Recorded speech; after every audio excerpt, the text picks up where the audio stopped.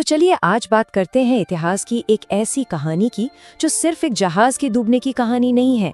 ये कहानी है टाइटैनिक की, इंसानी गुरूर और कुदरत की जबरदस्त ताकत के बीच एक टक्कर की। और इसका सबक, यकीन मानिए, आज भी उतना ही जरूरी है। अनसिंकेबल मतलब जो कभी डूब ही नहीं सकता। सोचिए, इन्हीं शब्दों के साथ दुनिया को टाइटैनिक से मिलवाया गया था। एक ऐसा जहाज जिसे कोई भी ताकत डुबो नहीं सकती।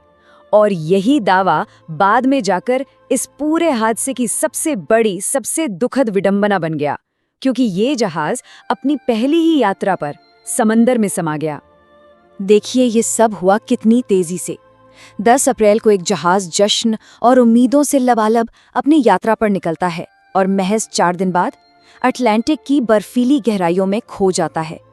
मतलब शान और तबाही के बीच का फासला सिर्फ कुछ घंटों का था।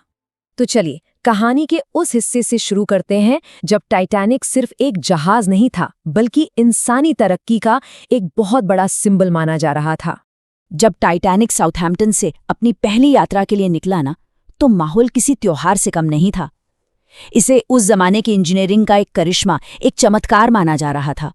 लोगों को सच में ये यकीन हो गया था कि इंसान ने कुछ ऐसा बना लिया है जिसे अब कुदरत भी नहीं हरा सकती। ये सिर्फ एक सफर की शुरुआत नहीं थी, ये तो इंसान की जीत का ऐलान था। और अब कहानी उस मोड़ पर पहुंचती है जहां इंसान का यही गुरूर हकीकत की एक चट्टान से जा टकराया।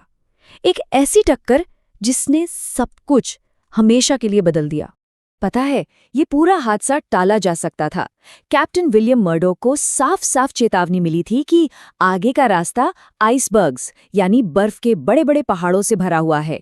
लेकिन उन्हें अपने अनसिंकेबल जहाज पर इतना भरोसा था कि उन्होंने स्पीड कम ही नहीं की, और ऊपर से घना कोहरा था और उस जमाने में रडार जैसी टेक्नोलॉजी भी नहीं थी। ये सब मिलकर एक ऐसा खतरनाक कॉकटेल बन गया जो सीधे सीधे तबाही को न्योता दे रहा था। अच्छा, यहाँ पर ना आइसबर्ग का सिद्धांत समझना बहुत जरूरी है।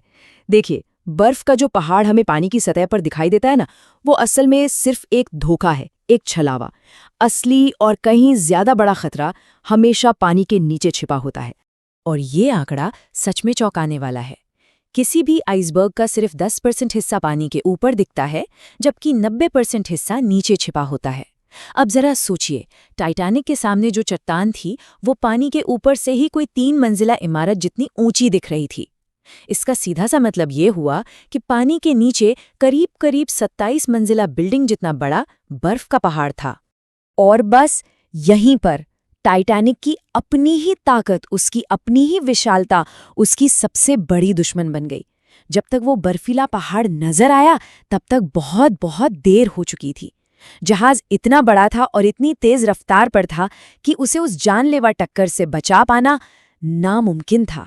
तो जैसे ही वो न डूबने वाला जहाज डूबने लगा ना, तो बस वहीं से सिस्टम और इंसानियत दोनों का असली इम्तिहान शुरू हो गया।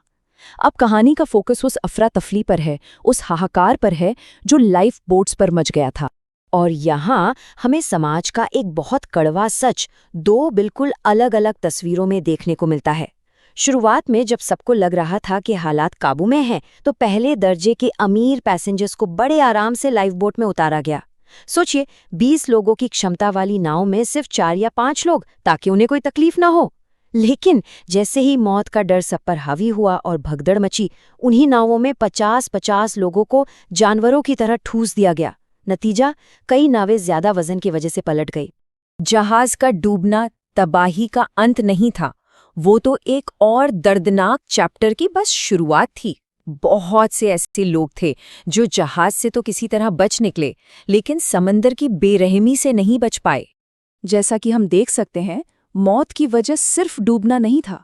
एक बहुत बड़ी तादाद उन लोगों की थी जो लाइफ जैकेट के सहारे पानी में तैर तो रहे थे, लेकिन वो हाइपोथर्मिया का शिकार हो गए।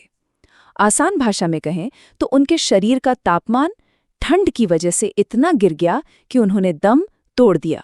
और इसकी वजह थी पानी का तापमान -2 डिग्री सेल्सियस। सोचकर ही कमकमी छूट जाती है।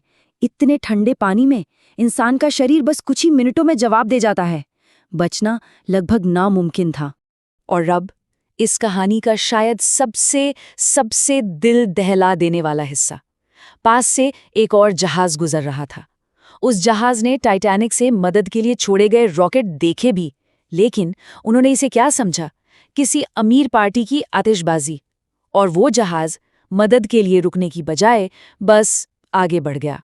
तो इस पूरी त्रासदी से, इस पूरे हादसे से हम आज क्या सीख सकते हैं? चलिए अब इस कहानी के सबसे जरूरी सबक पर आते हैं, जो टाइटैनिक हमें विरासत में देकर गया है। सिर्फ ये कुछ शब्द, सबसे बुरी स्थिति के लिए तैयार, बस यही पूरी कहानी का निचोड़ है। और यही वो एक सोच थी जिसकी कमी ने दुनिया के सबसे आलीशान जहाज को समंदर की गहराइयों में पहुंचा दिया। देखें, ये सिद्धांत बहुत ही सीधा सा है। तैयारी सिर्फ ये सोचकर मत कीजिए कि सब अच्छा ही होगा, बल्कि तैयारी हमेशा ये सोचकर करनी चाहिए कि अगर सब कुछ गलत हो गया तब क्या करेंगे।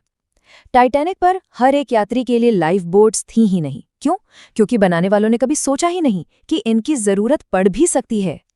और हाँ, आखिर में इस भयानक लापरवाही की जिम्मेदारी भी तय की गई। चेतावनियों को नजरअंदाज करने के लिए कैप्टन को दोषी पाया गया और उन्हें सजा भी हुई।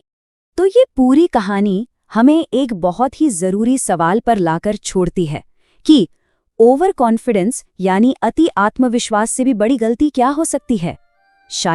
शायद वो गलती है सबसे बुरी स्थिति के बारे में सोचने से भी इनकार कर देना। इस पर सोचिएगा जरूर।